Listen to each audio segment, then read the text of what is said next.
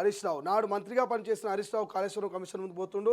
Kaleshwaram sub committee చైర్మన్గా కూడా work. ఇప్పటికే ప్రాజెక్టుపై పవర్ పాయింట్ ప్రజెంటేషన్. మేడిగడ్డలో 2 పిల్లర్లే కూలాయని ప్రకటనలు. కేసీఆర్ నిర్ణయమే అంటూ ఈటల వివరణ.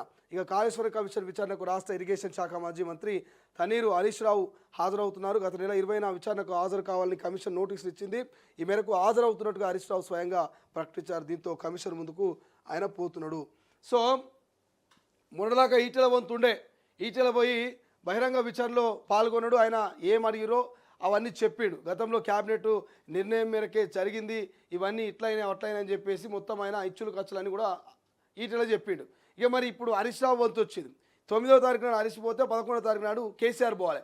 ఇక మరి హరీష్ రావు ఇవాళ ఏం చెప్తాడు అనేది ఒక రకమైనటువంటి ఉత్కంఠమైనటువంటి వాతావరణం నెలకొంది. అటు బీఆర్ఎస్ శ్రేణులో, ఇటు అధికార కాంగ్రెస్ పార్టీ శ్రేణులో హరీష్ రావు మాట్లాడే మాటలను బట్టి, ఆయన చెప్పే ప్రశ్నలను బట్టి, చెప్పే జవాబులను బట్టి మరి కాళేశ్వరం కమిషను స్టేట్మెంట్ ఉంటుంది. 114వ మెంబర్గా ఇప్పటికీ ఈటలతో కలిపి 113 మందిని విచారించింది కాళేశ్వరం కమిషన్. ఈయన 114వ మెంబర్గా మరి ఇప్పుడు విచారణకు హాజరు కాబోతున్నాడు.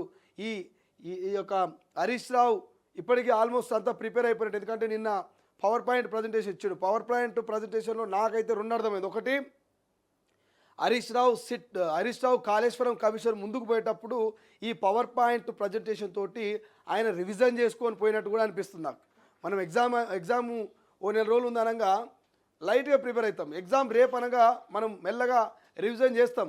1 డే బ్యాటింగ్ అని కూడా అంటారు. రేపు ఎగ్జామ్ అంటే ఇలా ప్రిపేర్ అయిపోయి రాష్ట్రాలు కూడా ఉంటారు. అట్లా 1 డే బ్యాటింగ్ లెక్క హరీష్ రావు ఇలా విచారణ ఉంటే ఇక నిన్న మొన్న అంటే 1 డే 2 డేస్ ముందు పవర్ పాయింట్ ప్రజెంటేషన్ ఇచ్చి కాళేశ్వరం గిట్టుండే గట్టుండే గింత అయింది గంత అయింది గిట్లయింది గట్లయిందని ఆయన కూడా కొంత ప్రిపేర్ అయ్యిండు.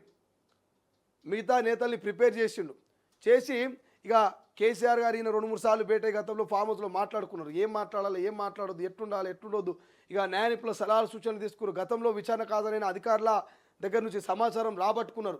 ఇవన్నీ క్రోడీకరించుకొని ఇక మంచిగా మనం ఆయుర్వేద మందు ఒకటి తయారు చేస్తాం కదా, మిక్సీలు వేసి గిర్ర మిక్సీ పట్టి ఒక ఆయుర్వేద మందు ఏదైనా తయారు చేస్తాం కదా, అట్లా మొత్తం ఇక మేధావుల్ని కలిసి ఇటు న్యాయ నిపుణుల సలహాలు తీసుకొని ఇంతకుముందు హాజరైనటువంటి అధికారుల ఇన్ఫర్మేషన్ తీసుకొని కేసీఆర్ హరీష్ రావు దగ్గర కూర్చొని ఇక మొత్తం మిక్సీలు వేసి మిక్సీ పట్టినట్టుగా సమాచారాన్ని పక్కాగా అక్కడ ఎట్లా చెప్పాలి, ఏంది, అటు మామ ఇటు అల్లుడు అటు ఈటల ఎవ్వరు కూడా పొల్లు పోకుండా యాస్టిస్గా ఒకటే ఉండాలన్నటువంటి రీతిలో ఇద్దరు ప్రిపేర్ అయ్యేది తెలుస్తోంది. సో అందులో భాగంగానే ఇవాళ హరీష్ రావు మరి కమిషన్ ముందు హాజరై ఆయన వాళ్ళు అడిగేటువంటి ప్రశ్నలకు సమాధానం చెప్పే ఛాన్స్ ఉంది. కాబట్టి చాలా తెలివిగా చెప్పే ఛాన్స్ ఉంటుంది. మరి ఎటువంటి సమాధానాలు చెప్తారు, ఎటువంటి ప్రశ్నలు ఉంటాయి అనేది మనం ఒక 12-1 గంటల దాకా వెయిట్ చేయాల్సిన అవసరం ఉంది. ఎందుకంటే 20 నిమిషాలు చేసి రీటల్ని విచారణ. మరి హరీష్ రావు ఎంతసేపు చేస్తారో తెలియదు. ఎందుకంటే ఆయన కాళేశ్వరం సబ్ కమిటీ చైర్మన్గా కూడా ఉన్నట్టు అప్పట్లో.